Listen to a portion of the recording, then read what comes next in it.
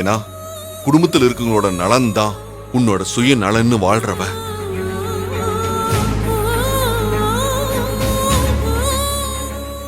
ஆனா உன்னையே எல்லாரும் முன்னாடியும் சுயநலவாதின்னு சொல்றாங்களே, அது எப்படி ஏத்துக்க முடியும்?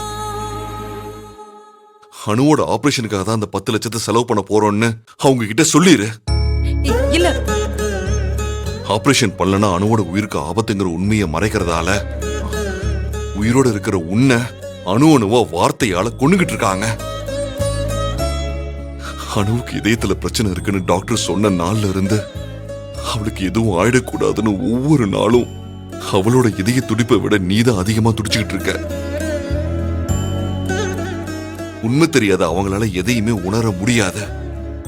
ஆனா எல்லா உண்மையும் தெரிஞ்சு என்னால எல்லாத்தையும் வேடிக்கை பார்த்துட்டு இருக்க முடியாது. வேண்டாம் கயல், இதுக்கு மேல நீ வேணா தாங்கிக்கோ, என்னால முடியாது. இப்பவே நடந்த உண்மையெல்லாம் சொல்லிடலாம். வா வா வா கயல்.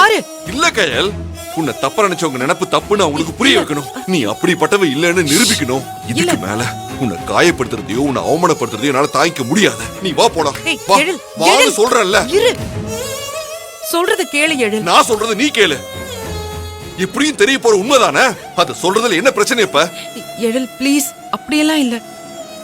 என்னைக்கோ தெரிய போற உண்மையா இருந்தாலும் அது இப்போ தெரிய வேண்டாம் தான் சொல்லிட்டு இருக்கேன். அதான் ஏன் உண்மை தெரியற வரைக்கும் இவங்க புரிஞ்சுக்க மாட்டாங்க கயல்.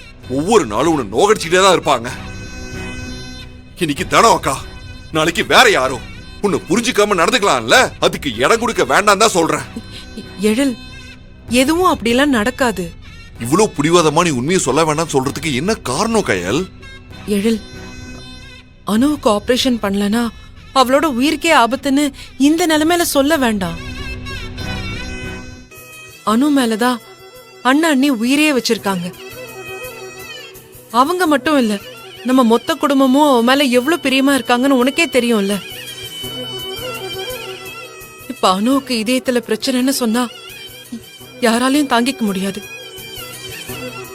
அவளுக்கு எப்ப என்ன ஆகுமோ, அவ உயிர் பொழைப்பாளா மாட்டாளான்னு குடும்பமே துடிச்சு போயிடுவாங்க. இதுவே ஆபரேஷன் எல்லாம் முடிஞ்சதுக்கு அப்புறம் அவ நல்லா இருக்கா, அவளுக்கு இதுக்கப்புறம் எந்த பிரச்சனையும் இல்லைன்னு தெரியும் போது அவங்களுக்கு இந்த கஷ்டம் எல்லாம் இருக்காதுல்ல. அவளை காப்பாத்திட்டோம், நாமளும் நிம்மதியா இருக்கலாம். அதுதான் எழில் வேணும். அதுக்காக தான் சொல்ல வேண்டாங்கிற. அது வரைக்கும் அவங்க உன்னை நிம்மதியா இருக்க விடுவாங்களா? இதே காரணத்தை சொல்லி சொல்லி உன்னை கஷ்டப்படுத்த மாட்டாங்க. அப்ப என்ன பண்ணுவ? அதையும் தாங்கிப்பேன். அனுக்கு இப்படி ஒரு பிரச்சனை இருக்குன்னு தெரிஞ்சு நம்ம குடும்பத்துல இருக்கிறவங்க எல்லாம் கஷ்டப்படுறத பாக்குறத விட எனக்கு வேற எதுவும் கஷ்டத்தை கொடுத்துறாது எழில். நான் போய் சொல்லிட்டேன், ஏமாத்திட்டேன்னு அவங்க சொன்ன வார்த்தையெல்லாம் நான் தாங்கிக்கிட்டேன். ஏன்னா அது உண்மை இல்ல.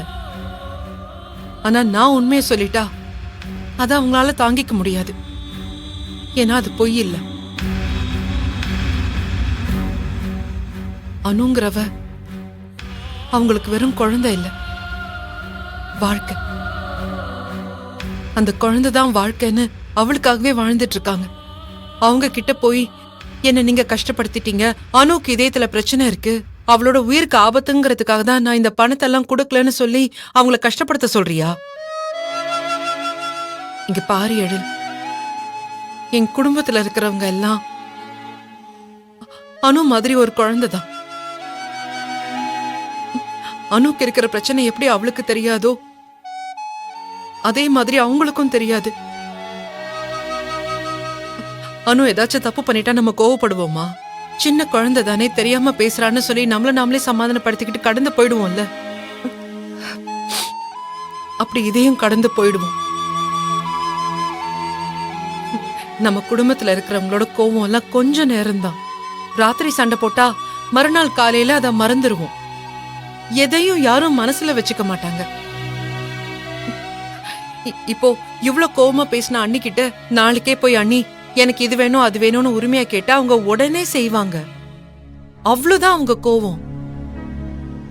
இப்போ இப்படி ஒரு சண்டை நடந்ததையே எல்லாரும் மறந்துருவாங்க.